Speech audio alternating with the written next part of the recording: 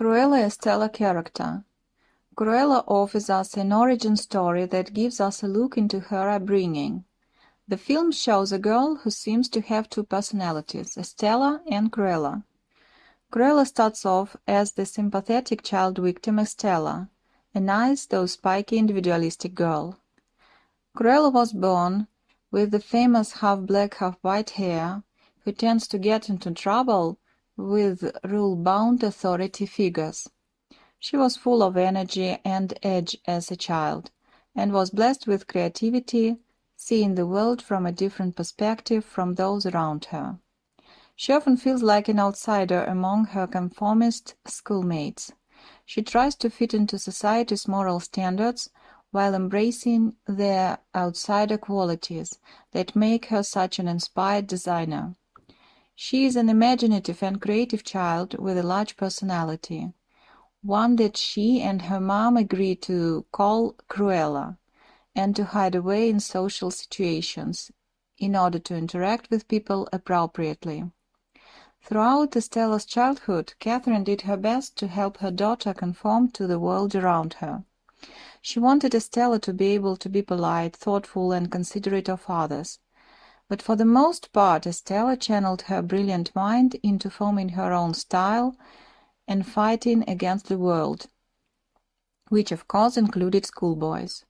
In primary school, she did become close with a puppy she named Buddy and a classmate named Anita Darling. But otherwise, she was isolated from everyone around her, which only got worse after she was forced to leave her school. She was expelled from her first school due to her temper, provoking several fights. Estella and her friends Horace and Jasper later fall into a life of crime on the streets, pulling a variety of con jobs while using her imagination and sewing skills to create a brilliant array of disguises. But while the two young men are satisfied with surviving as grifters, Estella has aspirations for a better life as a fashion designer.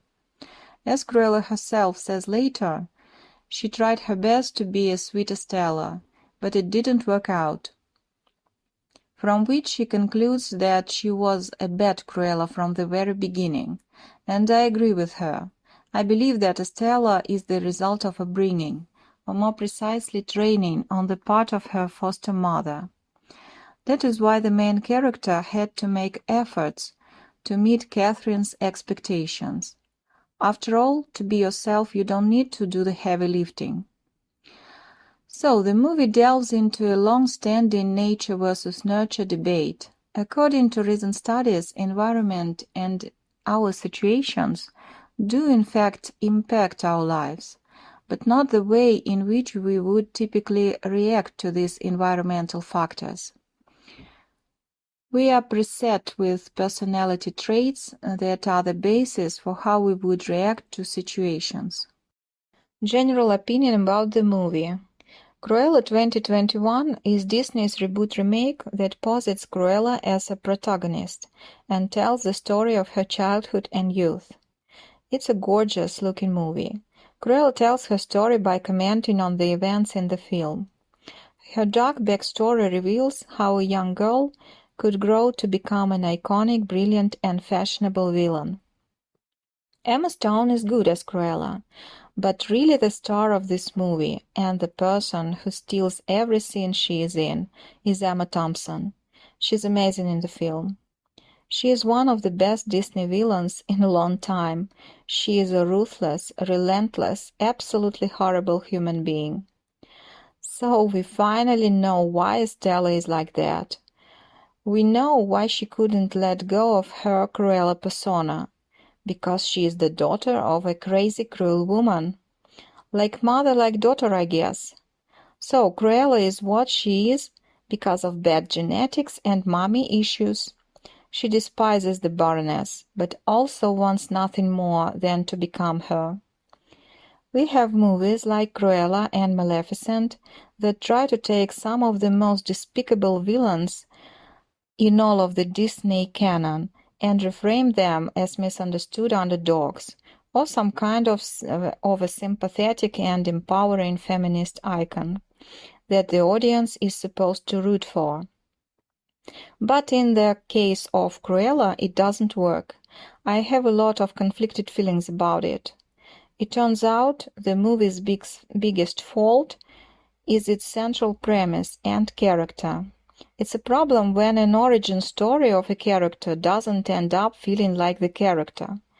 By the end of Cruella, it makes zero sense because she didn't feel like Cruella de Vil.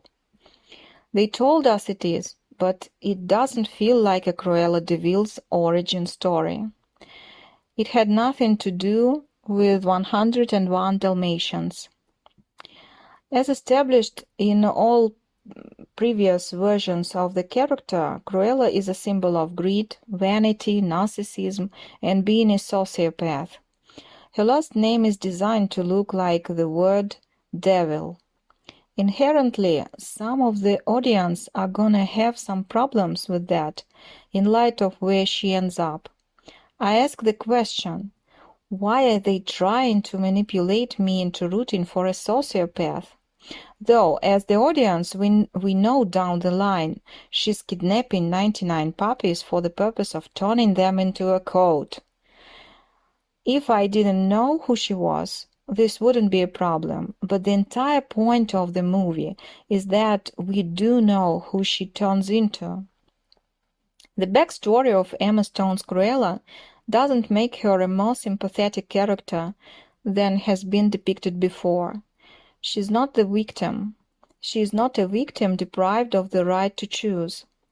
She was be able to restore justice and become a wealthy woman, do what she loves.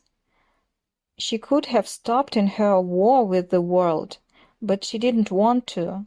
She chose to continue the war, chose not out of need, but according to her preferences.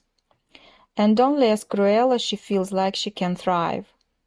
It seems that having settled with the biological mother, she restored justice. She returned her own place, received by birthright. From my point of view, the problem is solved. Live and be happy. But the film hints that for her it was not the restoration of justice, but a banal revenge. And that is why she didn't get satisfaction and didn't stop, because what she wanted was not justice, but the opportunity to do to others what her mother had done to her, to remove everyone who was seen as an obstacle. What can turn a good story into a great one is having people question whether the actions of a character are justified because of their past trauma. Joker, Maleficent, and Ring are fabulous examples of such stories. Maybe you don't like the characters, but you can understand and sympathize with them. In this case, I can sympathize with Cruella. Is this character likable enough? No one cares. You don't have to like a character as long as they are interested to watch. But I wouldn't watch this movie again. So would she be able to stop? I believe that every child from the moment of conception already represents a personality, which is determined by the relationship between his parents at this moment, and the role they defined for their child. The 4 siblings in any family have different personalities. As the child grows up, the inherent personality cannot be changed. Parents or the environment can only muffle or vice versa encourage its development. This, of course, sounds like a verdict. I would like to believe that, after all, the core of the personality can be changed, although only by one single person. Perhaps the only one who can change the very core of personality is the child himself, after gaining full independence. And in this case, he will become a separate, independent person. So, why didn't Cruella stop the war with the world? I think her personality was determined from the very beginning by the conflict with her mother, either me or her. And Cruella, like her mother, chose herself, which means by default the others are life-threatening obstacles. Therefore, she feels an irresistible urge to fight with the whole world, and she will be able to stop only if she questions her fundamental belief, me or them. She will stop if she sees other options for interaction and assumes that they are available to her as well. But it's like with any addiction. To see, you have to stop. And you can stop because you don't see any other options.